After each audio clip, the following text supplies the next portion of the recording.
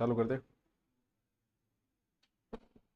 सो रहा है अजी। नमस्कार, 5 मिनट लेट। नमस्कार, सत श्री अकाल, गुड इवनिंग, वाहिगुरु जी दा खालसा। वो कमेंट कट्ठे चले गए यार, कट्ठे दिख रही हो क्यों कोनी? कॉल को ऐड हो रहेगा, बाद में वीडियो अपलोड कर दिया, या नहीं करना चाहिए। हाँ जी, नमस्कार, सत श्री अकाल, गुड इवनिंग, वाहिगुरु जी दा खालसा, वाहिगुरु जी दी फतेह। 10वीं क्लास का पहला पाठ चल रहा था। पहले पाठ के अंदर बहुत कुछ चलते चलते बहुत कुछ आगे तक हम आ गए। आ जाइए, आप सभी आ जाइए। आते ही मैं शुरू कर दूंगा, अगर नहीं भी आए तो भी शुरू कर दूंगा, 2-4 आए तो भी कर देंगे शुरू। हमें तो शुरू करना है। सर जी के कह रहे तू? सर जी बता, तेरा कमेंट देखा पे तो। सर मारे बीकानेर कोलाई छू प्रणाम, वर्तमान सूरतगढ़ से। अच्छा ठीक है जी, तारानगर छू प्रणाम, और वर्तमान में भी तारानगर, ठीक है। परमाणु नगरी पोखरण से प्रणाम, ठीक है जी। ऋणी छू प्रणाम, तारानगर छू कपूरडी से प्रणाम, प्रणाम भया प्रणाम। जाटली की पावन धरा से प्रणाम, प्रणाम भया प्रणाम। सूरतगढ़ से प्रणाम सर जी, वर्तमान में तारानगर से। यार चलो, जिंदगी जब अपनी चाल चलती है तो दिमाग कितना भी लगाओ पर मात खानी पड़ती है। बिल्कुल शानी बात है वो एक टाबरी शाणु निकले एकदम। कमेंट बड़ा फास्ट हो गया। चलो कोई बात नहीं, फास्ट हो गया था आपने की पढ़नी टाल कर दिया। चलो करा शुरू। चलिए, 10वीं क्लास का पाठ चल रहा था और चलते चलते पाठ बहुत आगे तक चला गया था। अब जो आपके 10वीं क्लास में हमने क्या क्या चीजें पढ़ ली? हमने सभ्यताएं पढ़ ली। 10वीं क्लास की पहले लेसन में सभ्यता दे रखी थी। उसके बाद क्या दे रखा था? महाजनपद दे रखा था, वो भी पढ़ लिया हमने। कुछ बच्चे कह रहे थे कि सर हम जो 10वीं में लाए थे उसमें तो ये पाठ है, तो बच्चे तू पुराने वाली लेके आ गया, नई वाली 10वीं करवा रहा हूं मैं। बाकी पढ़नी वो भी है तेरे को। महाजनपद पढ़ा, फिर हमने पढ़ा राजपूतों की उत्पत्ति। और वर्तमान में क्या है? अब सारे के सारा इतिहास दे रखा है, मेवाड़ मारवाड़ जो भी है इतिहास। अब सारा का सारा इतिहास दे रखा है। तो now we are the read of history. सबसे पहले 10वीं क्लास की किताब में आपके दिया है मेन जगह का इतिहास। कहां का? मेवाड़ का इतिहास। ध्यान रहे बच्चों, मैं पूरा नहीं करवा रहा हूं, मैं उतना ही करवा रहा हूं जितना आपकी 10वीं क्लास की किताब में दिया है, क्योंकि मेवाड़ पूरा कराएं तो हमें 20 दिन लगता है। इतना समय ना तुम्हारे पास है ना हमारे पास है। हमारे पास है लेकिन तुम्हारे पास नहीं है, एग्जाम जल्दी है इसलिए। Hello sir, thank you. किस चीज की थैंक यू देने लग रही है? तो मेवाड़ के इतिहास में उन्होंने लिखा है गुहिल वंश का इतिहास। वैसे गुहिल और सिसोदिया दोनों का एक साथ ही पढ़ लेते हैं। सबसे पहली बात तो सर मेवाड़ कहां है? कोई नया बच्चा है जिसको यही नहीं पता कि मेवाड़ कहां है, तो मेरे बच्चे ये मारवाड़ है, ये मेवाड़ है, ये रहा मारवाड़। गुरुजी याद करो, मारवाड़ किसको बोलते हैं? जोधपुर को। पहले ही बताया था कि जोधपुर में 4 अक्षर, मारवाड़ में 4, इन आसपास को क्षेत्र मारवाड़। और ये रहा मेद जाति के कारण इस क्षेत्र को क्या बोलते हैं? मेवाड़। मेवाड़ में कौन थे? गुहिल थे। तो सबसे पहले 10वीं क्लास की किताब में दिया है कि गुहिल कौन थे, क्या थे, इसके बारे में चर्चा की गई है। और उसने ये भी बताया कि मेवाड़ क्षेत्र कौन सा है। तो किताब में ये लिखा है कि मेवाड़ जो क्षेत्र उदयपुर, राजसमंद, चित्तौड़ आदि के आसपास का क्षेत्र मेवाड़ कहलाए। तो आप ये चीज भी लिख लो अगर लिखना चाहो तो साथ में हेडिंग डालो मेवाड़ का इतिहास। और शॉर्ट में जो जो बातें आपकी 10वीं में दी बस उतना ही पढ़ लो। Short and sweet. शॉर्ट में स्वीट माने मिठो, स्वीट और मिठो, तो शॉर्ट और स्वीट में पढ़ना है आपने। सर मौज कर दी क्या? नहीं मौज कर दी मना है। चलो, ऐसा कहा गया है कि गुहिल वंश का जो नामकरण पड़ा है वो इस वंश के एक गुहिल नाम के एक शासक की वजह से पड़ा है, हो सकता है। जबकि शासक ऐसा बताया जाता है गुहे दत्त संस्थापक था, लेकिन ये बात नहीं लिखी गई है, वो तो एक्स्ट्रा की तरफ से बता रहा हूं, ठीक है। गुहिल वंश का नामकरण यहाँ के प्रतापी शासक गुहिल के नाम पर पड़ा है। अबुल फजल क्या कहता है? वाट आर सेड द जो अबुल फजल। अरे भाई तब नहीं तो क्या नॉलेज हो गया हमारे बारे में, जो तो ऊंधी सुंदी बात करे। देखो क्या कह लाग रहे। अबुल फजल ऐसा कहता है कि मेवाड़ के जो गुहिल है वो नौशेखा आदिल की संतान है। ईरान के नौशेखा आदिल की संतान बताए। तेरी बात में कठी कौन माना? ईरान संबंध किया मान लिया हमें। ईरान के नौशेखा आदिल की संतान, थोड़ा आपके समाज संपर्क से जोड़ लग गयो। तो अब बात में इतिहासकार कतई स्वीकार कौन करेगा कि मेवाड़ के गुहिल जो है ईरान के नौशेखा आदिल, लेकिन 10वीं क्लास की किताब में लिखा है तो हमें पढ़ना पड़ेगा। फिर लिखा है कि टोड ये कहता है कि मेवाड़ के जो गुहिल है वो वल्लभी राजा के वंशज बताए गए हैं। क्योंकि वो पूरी कहानी यहां नहीं दी गई है इसलिए हम उस कहानी का चर्चा नहीं करते। आप शॉर्ट में एक बार रटा तरीके से कर लो, वरना मेवाड़ जब डिटेल में करेंगे तब गुहे दत्त वगैरह इनका हम जिक्र करेंगे, लेकिन यहां पर एक बार ज्यादा जिक्र हम नहीं करते हैं, ठीक है। टोड क्या लिखता है कि वल्लभी राजा की संतानें बताई नैणसी और गोपीनाथ। कौन? नैणसी और गोपीनाथ। नैणसी प्लस गोपीनाथ। गोपीनाथ कौन है? शर्मा जी। ये कहते हैं कि मेवाड़ की गुहिल क्या है? ब्राह्मण है। इन्होंने इनका संबंध किनसे जोड़ा है? ब्राह्मणों से जोड़ा है। 3 मत दिए गए हैं, तीनों शॉर्ट में लिखते जाओ। आपके पास जो भी रजिस्टर है, बिना रजिस्टर कोई पढ़ने क्लास में नहीं आएगा, वरना बाहर निकाल दिया जाएगा। ऑनलाइन से बाहर निकाल दीजिए। साथ में रजिस्टर को एक एक लाइन लिखते जाओ। ये चीजें बार बार रिपीट करते जाओ। प्रश्न यही से पुटअप हो रहे हैं। शॉर्ट दिया है मानी मेवाड़ पूरा बहुत बड़ा है, इसमें बहुत 2 पेज में दिया है, लेकिन इतना ही बहुत पर्याप्त है। तो सबसे पहला आता है कि अबुल फजल कहता है कि ईरान के नौशेखा आदिल की संतान है। हम इस बात को नहीं मानेंगे, लेकिन किताब में दिया तो आपको पढ़ना पड़ेगा कि मेवाड़ की गुहिल किनके वंशज बताए गए? अबुल फजल ने ईरान के नौशेखा। टोड ये कहता है कि वल्लभी राजा के हैं। टोड कहता है वल्लभी राजा। नैणसी गोपीनाथ कहते हैं कि ये ब्राह्मणों की संतानें हैं। ओझा जो है इनका संबंध गुहिल से जोड़ता है, अपना शासन बताते हैं। ओझा के अनुसार गुहिल वंश लगभग 565 के लमसम है। ठीक है, आगे चले हम। अब इन्होंने सीधा सीधा पहला शासक गुहिल वंश का संस्थापक गुहिलादित्य, ये किताब में नहीं दिया। इन्होंने सीधा बताया है कि गुहिल वंश का पहला सबसे प्रतापी खतरनाक शासक जो था वो बप्पा रावल था। बहुत खतरनाक शासक बताए गए। किताब में इतना बड़ा नहीं लिखा गया 10वीं, लेकिन खतरनाक था, बहुत खतरनाक था। शरीर वगैरह से बप्पा रावल। आपको पता है रावलपिंडी शहर जो है ना, वो इसी बप्पा के नाम से है, रावलपिंडी। रावल दा पिंड, जिसका परिष्कृत रूप हो गया रावलपिंडी। क्या रहते रहे? तो पाकिस्तान का राव कहते हैं कि इधर वाली साइड कभी बप्पा गए थे, कुछ समय के लिए इस यहां डेरा डाला, तो लोग कहने लगे बप्पा दा पिंड, और धीरे रावल दा पिंड। बप्पा रावल है, रावल दा पिंड, और धीरे धीरे ये क्या बन गया? रावलपिंडी बन गया। राज प्रशस्ति में एक बात लिखी है कि बप्पा रावल ने मानमोरी को हराया और 734 ईस्वी में चित्तौड़ पर इसने कर लिया अधिकार। कब? 734। शॉर्ट में लिखते जाना, एकदम शॉर्ट में लिखते जाना। मैं बार बार रिपीट करके रटवा दूंगा इनको। कहानियां वगैरह की हम चर्चा नहीं करते हैं क्योंकि इतना समय नहीं है, सिर्फ मैं किताब करवा रहा हूं एक बार, इस वजह से। वरना बप्पा के बारे में इतने ये हाथीर, इतने मन की धोतीर, इतने तलवार, मैं सारी राम कहानियां बताता हूँ। बकरन काट दे, झुटका मर, वो सारी, लेकिन उनका एक बार हम चर्चा नहीं करते क्योंकि थोड़ा सा समय शॉर्ट है, इस वजह से। और बप्पा ने जो अपनी राजधानी बनाई मेरे बच्चे, वो राजधानी कौन सी बनाई? नागदा। क्योंकि बप्पा की मृत्यु भी वैसे नागदा में बताई गई है, कुछ इतिहासकारों के अनुसार खुरासान में बताई गई है, लेकिन यहीं पर बताई गई है कहां? नागदा में। बप्पा रावल ने क्या किया? बप्पा रावल वैसे हरित ऋषि की सेवा करता था, ये बात इसमें नहीं लिखी है 10वीं क्लास में। और हरित ऋषि की सेवा किया करते थे, और यही नजदीक में बप्पा रावल ने एक मंदिर बनवाया। किसका? एकलिंग जी का। एकलिंग जी महाराज की जय। कैलाशपुरी के अंदर बप्पा रावल ने एक मंदिर बनवाया है, कैलाशपुरी में। किसका? एकलिंग जी महाराज का। बस यही है जो कुछ भी है मेवाड़ वाले। मेवाड़ के राजा अपने को राजा नहीं मानते, वो कहते हम तो रावल हैं या फिर हम राणा हैं। हम तो राणा हैं, हम तो नौकर हैं। किसके? एकलिंग जी के। एकलिंग जी मंदिर कहां है? कैलाशपुरी में। जब भी मेवाड़ का महाराणा युद्ध में जाता था, ये बातें लिखी नहीं गई 10वीं, मैं एक्स्ट्रा बता रहा हूं। जब भी मेवाड़ का महाराणा कहीं भी जाता था युद्ध के अंदर, तो एकलिंग जी का आशीर्वाद लेने के लिए आते थे, जिसे आशंका मांगना कहा जाता था। मेवाड़ के महाराणाओं के वास्तविक जो राजा माने जाते हैं वो एकलिंग नाथ जी माने जाते हैं।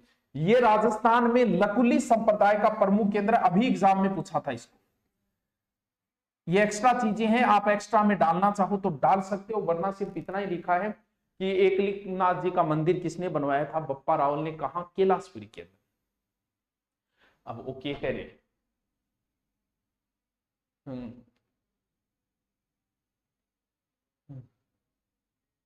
एक महीना और दिए जिया तिया दिखा यार कि करिए। 1 महीना ही तो है, 1 महीनों की तो आदमी काट ही दे, 25 साल काट दी क्या करिए। 1 महीना और दिखा के एक नाम। आर्थिक समस्याएं सबकी आती है, ये एक स्ट्रगल लाइफ है, हर किसी के जीवन में आती है। इस समय कुछ स्टूडेंटों की इतनी हालत हो जाती है कि उन्हें 8-10 रुपये करके अन्नपूर्णा में भी खा के आना पड़ता है। तो ये स्ट्रगल लाइफ है, हर किसी के जीवन में आता है। सोने की चम्मच लेके अगर आप पैदा हुआ होते तो राजस्थान पुलिस की तैयारी थोड़ी करते। आपके पिताजी को एमएलए एमपी तो है नहीं, आप तो किसान वर्ग से हो, तो आपको तैयारी करनी पड़ेगी। और हर व्यक्ति को स्ट्रगल देखना ही पड़ता है।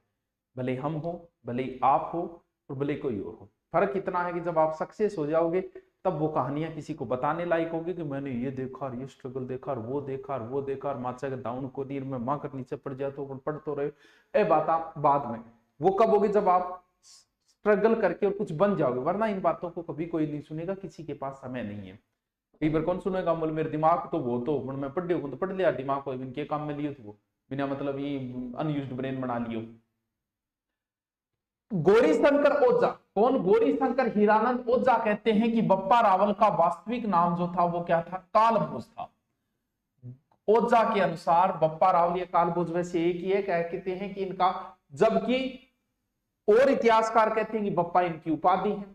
जो भी हो, अपने को एक ही ध्यान रखना, बप्पा रावल या कालभोज एक ही है, क्योंकि वीर विनोद श्यामलदास जो है ना वो इनकी उपाधि बताते हैं कि बप्पा रावल जो है राजा का नाम नहीं है, ये एक उपाधि है। वीर विनोद के लेखक श्यामलदास। सीवी वैद्य कहते हैं कि बप्पा रावल ने कुछ लोगों को, यानी यहां से विदेशी आक्रमणकारियों को रोक के इधर खदेड़ दिया था, इसीलिए सीवी वैद्य ने बप्पा रावल की तुलना की है किससे?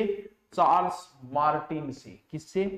Charles Martin. वाह जी वाह जी, बहुत बात है बप्पा रावल। तो शॉर्ट में लिंक में दोबारा दिखाती हूँ, क्योंकि चार्ल्स मार्टिन भी कहते हैं कि एक फ्रांसीसी था सेनापति जिसने यूरोप में सर्वप्रथम मुसलमानों को परास्त किया था, इसीलिए इसे बप्पा रावल की तुलना उसी के साथ की जाती है। गुरुजी ये थे तो बहुत कर दियो, दोबारा बताओ बप्पा रावल, दोबारा लिख तो तू शॉर्ट में लिख, ये लिखनी जरूरी है। के चीज बताई, देखो सीधी सीधी हेडिंग डाल बप्पा रावल, फिर डाल ले कालभोज, शॉर्ट में, एकदम शॉर्ट में। डिटेल तो किताब को भरी पड़ी है। के बाद 734 ईस्वी में किस पर अधिकार किया? चित्तौड़ पर। भाई साहब ने राजधानी किसको बनाई? पहली राजधानी है नागदा, तो राजधानी किसको बनाई? नागदा। नागदा के जस्ट नजदीक है कैलाशपुरी, जहां पर बप्पा रावल ने एकलिंगनाथ जी का मंदिर बनवाया। एकलिंगनाथ जी मंदिर। सीवी वैद्य ने इन्हें चार्ल्स मार्टिन कहा। सीवी वैद्य ने चार्ल्स मार्टिन कहा। Charles Martin. बस बप्पा रावल के बारे में ज्यादा बात तो है क्यों, रीति तो बात है, रीति बात लिखना जोर आ रही होगी, एकदम शॉर्टकट, एकदम शॉर्टकट। कुछ कहते हैं उपाधि कुछ है, वो बात है, कोई प्रसंग विशेष है नहीं, ये तो याद कर ही लियोगा। अब बताओ क्या कह रहे हैं लैब असिस्टेंट में, क्या कह रहे हैं सर? वीडियो में आपकी हिंदी करवा दें, और वो उन मास्टरों को नमन जो हमें बातें करने में कूट देते थे, लेकिन जब दो कन्याएं बातें करती थी तो बड़े प्यार से कहते थे बातें हो रही है, हमें भी बताओ। अच्छा कौन सा मास्टर आदेशा जी? सुना है आजकल वो मास्टर नहीं बन गई, मेरे नाम के लड़कों को बिना मतलब पीटती है। धन्यवाद गुरुजी आपकी वाणी सुनकर। चलो आगे चले, तो हेडिंग डाल ली पहले, बप्पा रावल इतनी बातें लिखी है दसियों, बाकी बप्पा रावल की और भी बातें, हमें इतनी मतलब इतनी लिखी है, तो ये लो आगे चलते हैं। बप्पा रावल के बाद में इन्होंने सीधा दूसरा जो शासक दिया है, बप्पा रावल के बाद में सीधा दूसरा शासक जो इन्होंने दिया है वो दिया है जेतर सिंह, जो अलहट अल्लू रावल सबको गायब कर दिया। सीधा जेतर सिंह दिया 1213 से 1253। चलिए चलते हैं। कौन है? जेतर सिंह। देखो जेतर सिंह ने चित्तौड़ को परमारों से छीनकर अपनी राजधानी बनाई, ऐसा कहते हैं। यानी जेतर सिंह ने राजधानी किसको बनाई? चित्तौड़गढ़, परमारों से छीनकर। इसने किसको बनाई? नागदा को। क्या याद रखोगा? एक अलहट है जिसने राजधानी आहड़ को बनाई, तो अलहट आलू आहड़, तीन राजधानियां चेंज होगी, अलहड़ आहड़, याद रह जाएगी आहड़ आलू रावल। जेतर सिंह के ऊपर दो मात्रा है, चित्तौड़ के ऊपर दो मात्रा है, ये याद रखियो कि जेतर सिंह ने राजधानी किसको बनाई? चित्तौड़ को बनाई। बाद में जेतर सिंह का एक युद्ध भी हुआ 1227, राजस्थान अध्ययन की किताब में 1227 दिया, जबकि ये कन्फर्म डेट नहीं है 1222 से 27 के बीच में कभी हुआ होगा। कौन सा युद्ध? भूताला का युद्ध। बाकी राजस्थान अध्ययन ने 27 दिया, तो आप 27 ही याद करना आज के बाद में। किसके साथ हुआ जेतर सिंह का? इल्तुतमिश के साथ। इल्तुतमिश फेमस है, थोड़ा सा याद कर लेना। इसमें जेतर सिंह की वैसे क्या हुई थी? विजय हुई थी, इल्तुतमिश की हार हुई थी।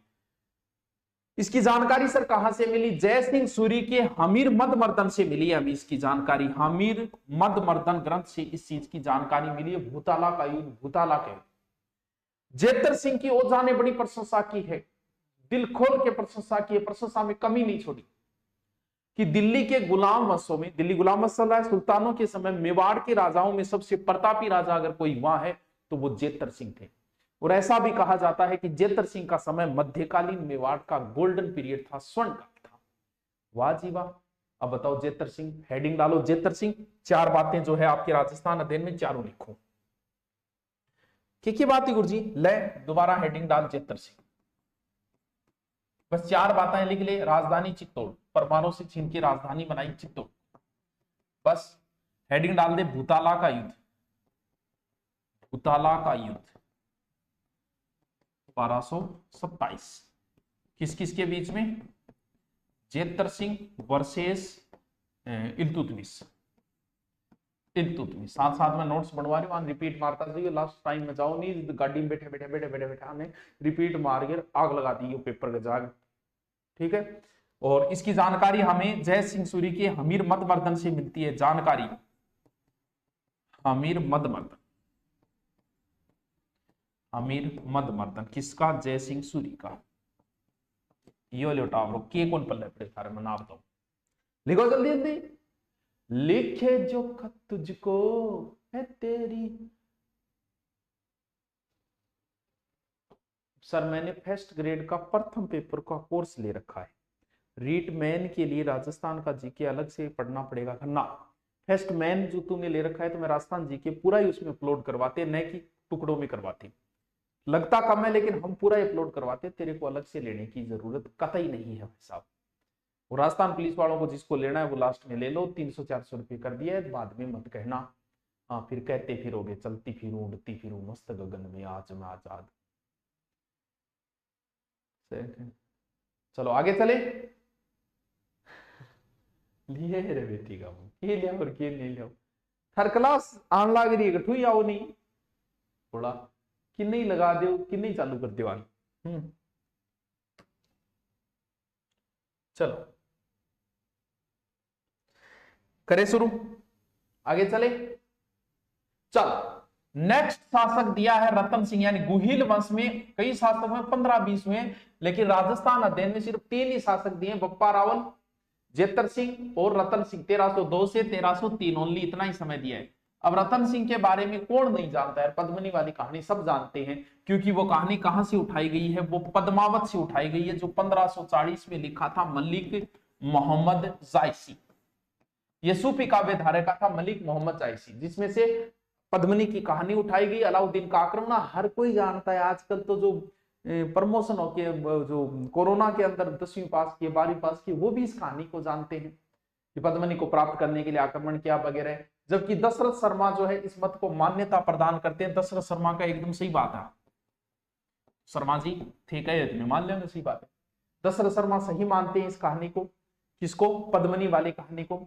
और फिर वो ही बात सबको पता है, रतन सिंह के नेतृत्व में केसरिया हुआ और पद्मनी के नेतृत्व में 1600 रानियों ने जोहर किया। देखो वो कहानी अगर मैं बताऊं 1 घंटा पूरा लग जाएगा, वो इंटरेस्टिंग तरीके से बना के रही है, वो पालकियां आ रही है, रानियां आ रही है, सारी चीजें मुंह देखा रही है, वो क्या करोगे सबको पता है, वो तो ऑफलाइन बताई जाती है। यहाँ सिर्फ उतनी चर्चा कर लेते हैं जितनी एग्जाम, क्योंकि 20 दिन बाद तुम्हारी एग्जाम है? और ऐसा कहते हैं कि अलाउद्दीन का जब आक्रमण हुआ तो उसके साथ में इतिहासकार आया था अमीर खुसरो, ये बात भी लिखी, बस जितनी बात 10वीं किताब में उससे एक्स्ट्रा एक बात भी नहीं बता रहा, सिर्फ वही बता रहा हूं। इसका ग्रंथ है खजाइनुल फुतूह है, खजाइनुल फुतूह है। किताब का वो नाम याद हो जो, काचा बादाम पाका बादाम, नाम याद करो, खजाइनुल फुतूह, खजाइनुल फुतूह है। ऊंट ऊंचो ऊंट की पूंछ ऊंची, 5 बार शुद्ध बोल के दिखा दे भाई, बात है। वो दोनों नाम है, खजाइनुल फुतूह है, खजाइनुल फुतूह। अमीर खुसरो की पुस्तक है खजाइनुल फुतूह है, वोटियां 12 लाग रही है पूरा, खजाइनुल फुतूह है। एक बोलो दखानी खजाइनुल फुतूह है, अमीर खुसरो की पुस्तक में भी इसका जिक्र किया है, इस आक्रमण का जिक्र किया। बोलो जल्दी से खजाइनुल। सर बता दो सर, आज आपने राजस्थान हिस्ट्री की क्लास ली थी क्या ऐप में? आज और कल क्लास नहीं आएगी ऐप में, दिव्या जाटोलिया राजस्थान की सोमवार को आएगी सारी क्लासें, जो लाइव जीके बेंच की वो सारी क्लासें बंद थी। क्यों? क्योंकि 2 दिन तक सभी बच्चों को एक जगह करके क्लास लगा दी, इसलिए। नहीं 10वीं बुक की कौन लेनी, मैं करा रही हूँ, वो पढ़ ले। खजाइनुल भुत्तु है सर, पद्मिनी प्रथम पति यह नाम था, प्रथम पति एक ही और रतन सिंह, वो तूने कठू ले गया है बेटिया बाप है, बोलो ठीक हो, खजाइनुल भुत्तु है विषय नाम है। देखो अलाउद्दीन ने चित्तौड़ दुर्ग को जीता और जीत के इसका नाम कर दिया, अपने पुत्र खिज्र खां को सौंप दिया, खिज्र खां को सौंप के इसका नाम कर दिया खिजराबाद। बस इतनी बातें लिखी गई है। और गुहिल वंश का अंतिम शासक ये भी लिखी गई है। अंतिम शासक कौन है? अंतिम शासक है जी रतन सिंह। बस लिख लो, शॉर्ट में ही पढ़ना है, बहुत शॉर्ट में 10वीं क्लास की किताब करा रहे हैं, तो जल्दी से पढ़ो लिखो, पढ़ो लिखो, लिख लो जल्दी से, लिखो लिखो लिखो या स्क्रीनशॉट ले लो। अरे अब सी लिख लो, साथ में बराबर में रजिस्ट्री चला लो, एग्जाम के टाइम बहुत काम आओ। वो अड़ंगो 5 मई को हमारी कॉलेज की एग्जाम होगी, तो दोनों साथ में कैसे होगा? ऐसा तो हो ही नहीं सकता, कॉलेज एग्जाम के साथ में कभी ये एग्जाम नहीं होते। चलने वाले 2 कदम और चल गए होते तो जलने वाले थोड़ा और जल गए होते। आहा सच कहूं वफाओं पे हर सा जाता तुम्हारी तरह जो हम। आहा चलो चले आगे। अब सिसोदिया वंश शुरू हो गया। कौन सा वंश? सिसोदिया वंश। थोड़ी एकदम शॉर्ट में कहानी बताई गई है 10वीं क्लास में कि सिसोदिया वंश जो है वो सिसोदा ठिकाने से होने की वजह से क्या कहलाए? ये सिसोदा ठिकाने से आने की वजह से ये अपने नाम के आगे क्या लगाते थे? सिसोदिया लगाते थे। सिसोदिया वंश के शासक अपने नाम के आगे राणा, और सिसोदिया वंश का संस्थापक कौन था? राणा हमीर, जिसका शासनकाल 1326 से 64। अब चित्तौड़ को पहले साको वगैरह तारीख वगैरह पोंदेड़ी जब में कौन बताइए, गुरु नामानी मन बेरोल बताई कौन? चित्तौड़ का पहला शाखा जो हुआ वो कब हुआ? 1303। और नया वंश कब आया? 1326 के अंदर, यानी 23 साल तक चित्तौड़ अदर झूल में रहा। चित्तौड़ पर जब शासन था रतन सिंह का, उस समय सिसोदा ठिकाने का ठाकुर था कौन? लक्ष्मण सिंह। लक्ष्मण सिंह और इसके 7 पुत्र चित्तौड़ के प्रथम शाखे में रक्षा करते हुए मारा गए।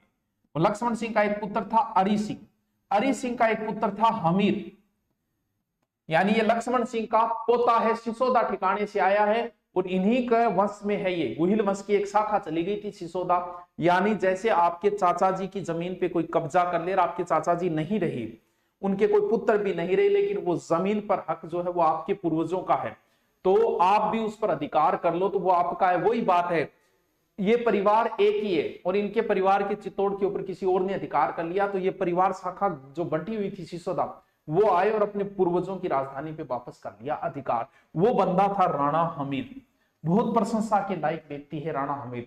सिसोदा ठिकाने का ये जागीरदार था और 1326 में इसने क्या किया? चित्तौड़ पर अधिकार किया था। ये गुहिल वंश की, ये सिसोदा वंश का एक प्रकार से, सिसोदा राजवंश का एक प्रकार से संस्थापक है। ये है कौन? ये सिसोदा ठिकाने के लक्ष्मण सिंह का पोता और अरी सिंह का पुत्र है।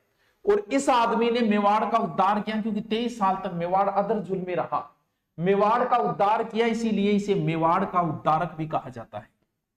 ध्यान रहे, मेवाड़ का उद्धारक भामाशाह को भी कहा जाता है। ये बात तो एक्स्ट्रा बता रहा हूं ताकि कंफ्यूजन हो, राजस्थान पुलिस से पूछा जा चुका है।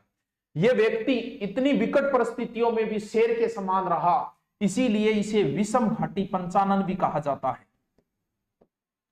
विषम घाटी पंचानन, जिसका अर्थ होता है विकट परिस्थितियों में शेर के समान। कहां दी गए से? ये कीर्ति स्तंभ प्रशस्ति में कहा गया है। कीर्ति स्तंभ प्रशस्ति में राणा हमीर को क्या कहा गया है? विषम घाटी पंचानन। और फिर इसका एक युद्ध भी बताया गया 10वीं क्लास, और भी कई उपनाम है, लेकिन जितने दिए उतने ही पढ़िए ना एक बार। सिंगोली का युद्ध, ये उनके लिए जिनको जीके बिल्कुल नहीं आता, शॉर्टकट में आपको नाको लगाना चाहे, सिंगोली बांसवाड़ा में पड़ता है। मोहम्मद बिन तुगलक की सेना को हराया था इन्होंने सिंगोली के युद्ध। ये दिया गया तो थोड़ा सा ध्यान रख लेना। बताओ टागरो की समस्या आई? क्या कह रहे सर आप वाली राजस्थान अध्ययन कैसे अच्छे से 12 बारी करवा दो मॉर्निंग क्लास? भाई करवाने लग रही हो बेटा। सर सेकेंडरी रिकॉर्डेड कल्चर में दुर्ग नहीं है, ऐसा तो हो ही नहीं सकता यार, दुर्ग नहीं हो, ऐसा कैसे हो सकता है? How can this possible?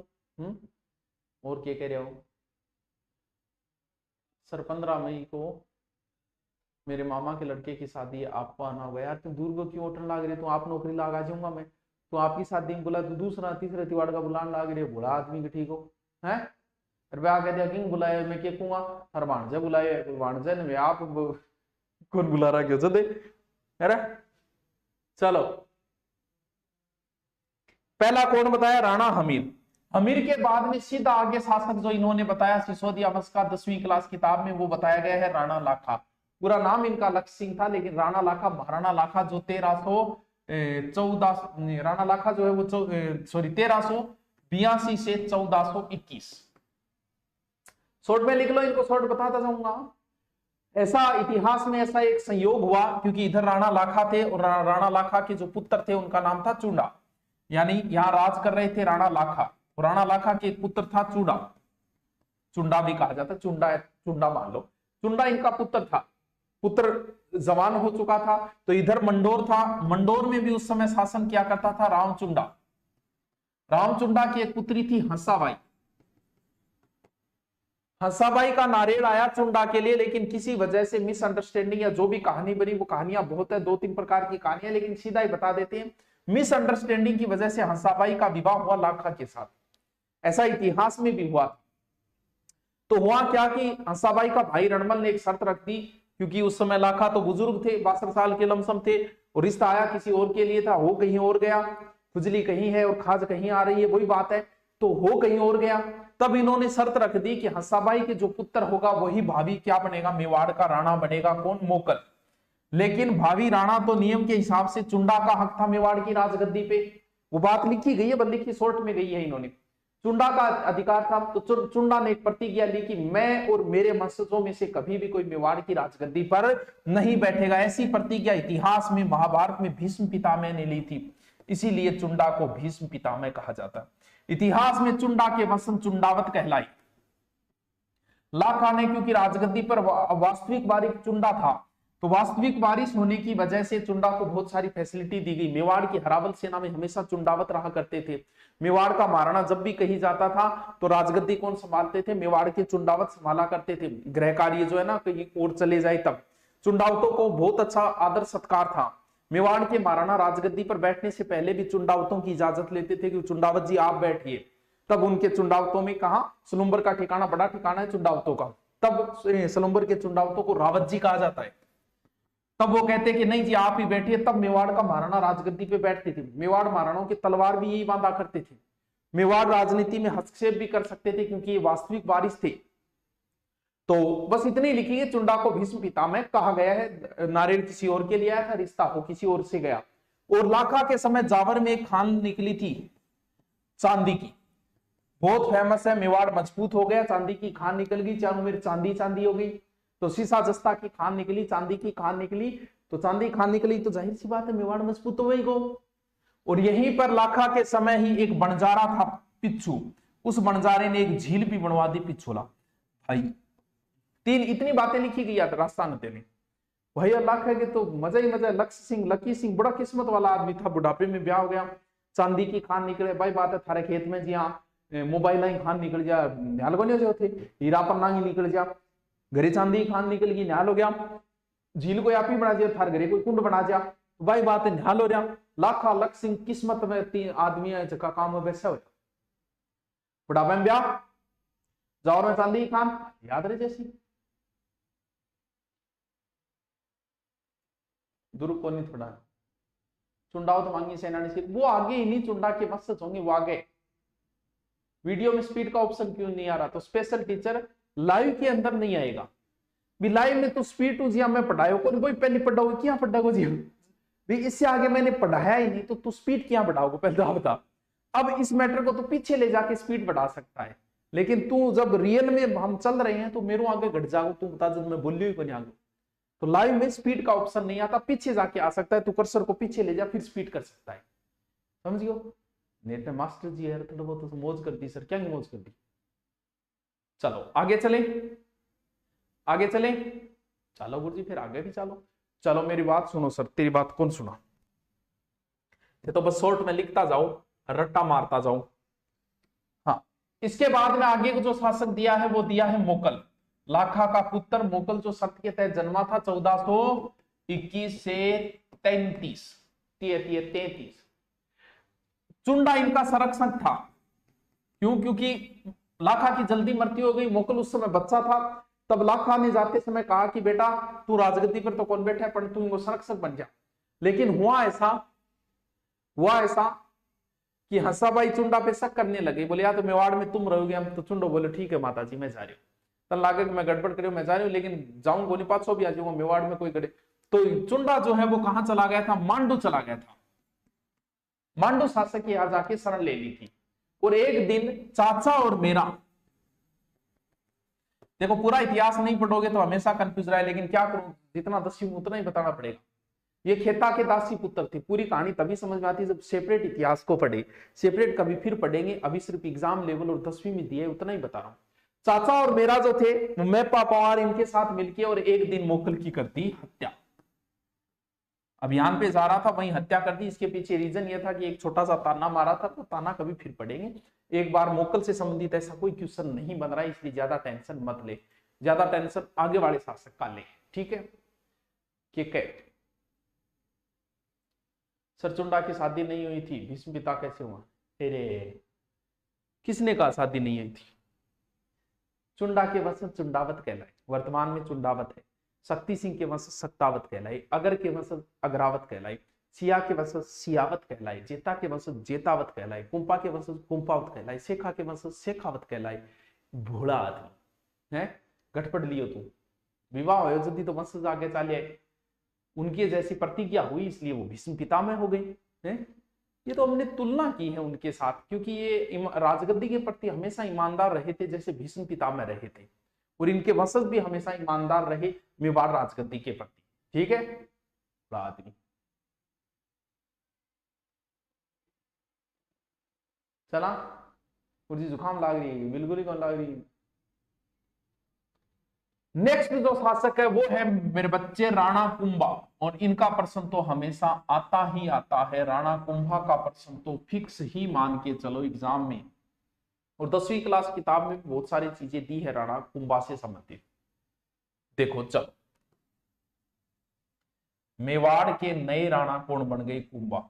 Kumbha के पूरे जीवन को कई पार्टों में बांट सकते हैं। कुंभा की समस्याएं 10वीं क्लास में नहीं दी, हम नहीं पढ़ेंगे। फिर कुंभा की आती है उपाधियां, 10वीं की क्लास में दी है, हम पढ़ेंगे। फिर आते हैं कुंभा के युद्ध, 10वीं क्लास में दिया है, हम पढ़ेंगे। फिर आता है कुंभा का निर्माण कार्य, 10वीं की क्लास में दिया है तो हम पढ़ेंगे। सारी चीजें आप देखो। कुंभा के सबसे पहले हम देखें कुंभा की उपाधियां। अब भाई कुंभा की इतनी उपाधियां थी, कितनी की याद करोगा? लो करो, 10वीं क्लास में तेरा क्या 8 10 तो राणो रासो, हाल गुरु, दान गुरु, चाप गुरु, छाप गुरु, छाप गुरु, राजगुरु, सेल गुरु, परम गुरु, और नव्य भारत कीर्ति स्तंभ प्रशस्ति में कैड है, और हो गयो हिंदू सुल्तान, और हो गयो संगीत से संबंधित होने की वजह से एक उपाधि और है राणो रासो, अभिनव भट्टाचार्य, अभिनव भट्टाचार्य लो कर ले यार। राणो रासो, अभिनव भट्टाचार्य, हिंदू सुल्तान, हाल गुरु, दान गुरु, चाप गुरु, छाप गुरु, राजगुरु, सेल गुरु, परम गुरु, रट्टा मारो यहाँ करके राग लो। एक पूछे को उपाधि से बता दियो जो की किताब में दे दी है। अरे हिंदू सुल्तान, अभिनव भट्टाचार्य, नव्य भारत, हाल गुरु, दान गुरु, चाप गुरु, छाप गुरु, राजगुरु, सेल गुरु, परम गुरु, हो गए पूरा। आई लव यू जान, वो किन बोलने लग गई बेटी है। हिंदू पंथ ये नहीं है, हिंदू पंथ सांगो है घोड़ा। मैथ पढ़ा सकता हूँ मेरे कमजोर। अरे यार मैथ को के करा तो बेटा, मैथ का मार्कन 4 मास्टर ऑलरेडी। बताओ बताओ बताओ। जिस दिल में बसा था तेरा नाम हमने वो तोड़ दिया, होने दिया तुझे बदनाम, बस तेरे नाम लेना छोड़ दिया। ये पढ़ ले, याद हो गए? चलो आगे ना, रख दे आयो बस 5 मिनट में। कुंभा के समय, अब कुंभा के देखने क्या युद्ध, कुंभा के युद्ध भी तो दे रखे। कुंभा के समय मालवा का शासक था महमूद खिलजी, महमूद खिलजी। कुंभा और मालवा शासक के मध्य एक युद्ध हुआ जिसे बोलते हैं सारंगपुर युद्ध। कद हो 1437। इसी युद्ध की विजय के उपलक्ष्य में कुंभा ने क्या बनवाई थी? विजय स्तंभ। जिस पर अत्रि और महेश ने कीर्ति स्तंभ प्रशस्ति लिखी थी। बस इतना ही लिखा है, एक बार इतने पढ़े। विजय स्तंभ कीर्ति स्तंभ पूरी दुर्गों के अंदर वीडियो पढ़े मेरे, वहां करवा रखी है। इसी विजय के उपलक्ष्य से विजय स्तंभ कुंभा ने कीर्ति स्तंभ का निर्माण करा, ऐसा लिखा है किताब में। कुंभा ने कीर्ति स्तंभ का निर्माण करा, जबकि विजय स्तंभ विजय के उपलक्ष्य में ज्यादा याद रह जाए, कौन सी, सारंगपुर विजय के उपलक्ष्य में। अब कुंभा ने मारवाड़ से मंडोर को भी छीन लिया था, बाद में 1453 संधि के तहत वापस दे दिया। कुंभा के समय गुजरात का शासक था कुतुबुद्दीन शाह। कौन है? कुतुबुद्दीन शाह। ए दोनों नीचे ही नीचे आपस में मिल्या, गठे मिल्या चंपानेर में। दोनों मिलके रोया, बोले यार कुंभ वो तकड़ो आ रहे हो यार, अपन दोनों देख देखिए हमारा लाग रहे। तो दोनों के बीच में चंपानेर में संधि हुई कुतुबुद्दीन और महमूद खिलजी के मते, जिसे संधि को कहा जाता है चंपानेर संधि 1456। इस संधि के तहत यह तय हुआ कि इधर वाली साइड से तुम आक्रमण करोगे, इधर वाली साइड से मैं करूंगा, लेकिन कुंभ जिया तिया करके आंग बीच में फूट डलवा दी। तो ध्यान रखना, चंपानेर संधि किसके विरुद्ध हुई थी? कुंभा के विरुद्ध, गुजरात शासक कुतुबुद्दीन और महमूद खिलजी। मैं जल्दी जल्दी बता रहा हूं, बहुत जल्दी बता रहा हूं, इसलिए बता रहा हूं क्योंकि आपके पास समय नहीं है, एग्जाम नजदीक है, 1 महीने बाद है, हमें 10वीं क्लास कंप्लीट करनी है। आज कितने मर गया रहे सीध मुख चुरुआरा दिखे को नहीं, ये क्या मिला? गुरु जी आज मेरा जन्मदिन, आप मुझे आशीर्वाद दीजिए कि और आगे बढ़ूं और आपकी मंजिल तक पहुंचाऊं। तो थास्तु, इतो आगे बढ़, बहुत ही आगे उड़ जा। हाँ, आशीर्वाद या से हैप्पी बर्थडे टू यू। चलो ठीक है, चला आगे। फिर लिखा है कि वीर विनोद के लेखक श्यामल दास के अनुसार मेवाड़ में 84 में से कुंभा ने कितने दुर्ग बनवाए? 32 दुर्ग। अब 32 दुर्ग का नाम कौन लिखेगा? सिर्फ किताब में तो ही लिखेगा कि 32 दुर्ग बनवाए, जिसमें कह कह सिरोही में बनाया, रचलगढ़ में बनाया, कुंभलगढ़ एक प्रसिद्ध दुर्ग, बस इतना ही दुर्गा नाम लिखेगा 10वीं क्लास का। जबकि दुर्गा थे याद करो तो कर लियो, कुंभलगढ़, अचलगढ़, बसंतगढ़, बैराठ, भोमठ थे, याद करो तो कर लियो। बाकी किताब में 2 ही नाम दे रहा है, कुंभलगढ़, अचलगढ़, बसंतगढ़, बैराठ, भोमठ। हालगुरु, दानगुरु, छापगुरु, छापगुरु, छापगुरु, रेलगुरु। अरे कुंभलगढ़, अचलगढ़, बसंतगढ़, बैराठ, भोमठ क्यों नहीं याद है? बैराठ, भोमठ। फिर लिखा है कि कुंभलगढ़ दुर्ग का मुख्य शिल्पी कौन था? मुख्य शिल्पी मंडन था। ये प्रश्न कई बार आया, वास्तव वो प्रश्न दिए 10वीं किताब में जो एग्जाम के लेवल के इंपोर्टेंट है। फिर लिखा है कि चित्तौड़ में कुंभ स्वामी मंदिर बनवाया, बिल्कुल बनवाया था, जिसे मीरा मंदिर कहा जाता है, वो कुंभ स्वामी मंदिर। फिर का आपकी पुत्री के नाम पर श्रृंगार चौरी बनवाई, गठे चित्तौड़गढ़ की, कुंभ लगभग काम गठ करवाए चित्तौड़ में। फिर आ लिखे कि एकलिंग जी का विष्णु मंदिर और रणकपुर के मंदिर बनवाए, जबकि रणकपुर का मंदिर कुंभा ने तो नहीं बनवाया, लेकिन किताब में लिखा है कि रणकपुर मंदिर बनवाए। कुंभा के समय बना था रणकपुर मंदिर, जबकि कुंभा ने नहीं बनाया। 10वीं किताब में शायद ये चीज गलत टाइप हो गई। कुंभा के समय बना है रणकपुर मंदिर, पाली में मथाई नदी धरणकसा नामक जैन व्यापारी ने बनवाया था, धरना और रत्ना, लेकिन 10वीं क्लास में लिखा है कि कुंभा ने बनवाया। और फिर कुंभा के समय ग्रंथ है एकलिंग महात्म्य। एकलिंग महात्म्य किसने लिखा? कान्हा व्यास। कुंभा बहुत इंपॉर्टेंट है, अभी शॉर्ट में लिखता जाओ थे। हाँ, और भी बहुत सारे ग्रंथ है कुंभा के ग्रंथों को, उपनिषद, व्याकरण, राजनीति, बहुत सारे ग्रंथ हैं। संगीत राज, संगीत मीमांसा, संगीत सुधा, सूड प्रबंध, बिल्कुल ये भी लिख रखी है। मैं कुंभा फास्टली रिपीट मारूंगा दोबारा, देखो। फिर कुंभा ने लिखी संगीत राज, 5 भाग है ना, संगीत राज, संगीत मीमांसा, सूड प्रबंध, कामराज रतिसार, काम शास्त्र संबंधी, संगीत राज, संगीत मीमांसा, संगीत सुधा, सूड प्रबंध, कामराज रतिसार, कुंभा आ गए। देखो कुंभा की उपाधियां, अभिनव भट्टाचार्य, हिंदू सुल्तान, और हालगुरु, दानगुरु, चापगुरु, छापगुरु, राजगुरु, शैलगुरु, परम गुरु। फिर कुंभा के जो ग्रंथ है संगीत राज, संगीत मीमांसा, सूड प्रबंध, कामराज रतिसार, क्यों को नहीं याद है? और फिर कुंभा ने कुछ क्या लिखे, जिसे बोलते हैं ना टीका, चंडी शतक पर टीका लिखी। चंडी शतक है, चंडी शतक ना कर दियो, किस पर लिखी? चंडी शतक पर टीका लिखी। गीत गोविंद और संगीत राज पर भी लिखी।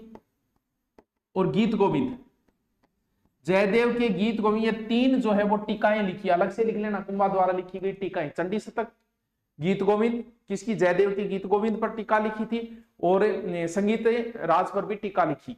देखो कीर्ति स्तंभ प्रशस्ति अत्रि महेश है, बहुत फेमस है अत्रि महेश, अभी कभी पता नहीं कितनी बार पूछ लिया। यो लो जी, कुंभा इज कंप्लीट। कह रहे तुमसे मोहब्बत की होती शायद, तुम्हें भुला भी देता रे, इबादत की है तेरी, मरते दम तक सजदा करूंगा। रीड 2022 दौड़ दी लास्ट। गुरुकुल की फीस कितनी ऑफलाइन होगी रे मुना? मेकिंग फीस लिया गुरुदक्षिणा बोले करे, फीस को नहीं। हम लोग ऑफलाइन सिर्फ पढ़ा रहे हैं, एकदम फ्री पढ़ा रहे हैं, कुछ भी नहीं लेता, सिर्फ दुआएं लेते हैं आपकी और कुछ नहीं लेते। ऑनलाइन में थोड़ी बहुत फीस लेते हैं, नाम मात्र जिसे बोला जाता है वो फीस, वो भी सिर्फ इसलिए कि खर्चा पानी चलता रहे, हमने जो फकीरी है इसलिए कर रखा है। बाकी अपना काम चल रहा है आपकी दुआओं से। और नए बेंच ग्राम सेवक के ले रहे हैं, रीट के चल रहे हैं, किसी को ऑफलाइन आना आ जाओ। और पुलिस को जिसको पढ़ना है लास्ट 1 महीने में पढ़ लो, स्पीड बढ़ा के मजे लेके पढ़ो आराम से। जो भी कोई टॉपिक नहीं आ रहा है वो मात्र 399 का कर दिया है पुलिस का, स्पीड बढ़ा के डबल स्पीड करा के उसको देख लो जिसको देखना है। लास्ट टाइम में किसी प्रकार का कोई अफसोस नहीं रहना चाहिए कि मैं ज्यादा फीस की वजह से नहीं खरीद पाया, अब इससे कम और क्या करें, फिर ऐप का खर्चा भी तो आता है। तुम लोग समझते हो यार, समझदार हो तुम लोग, ऐसी बातें मत किया करो। चलो फिर सांगा को हम कल पढ़ेंगे।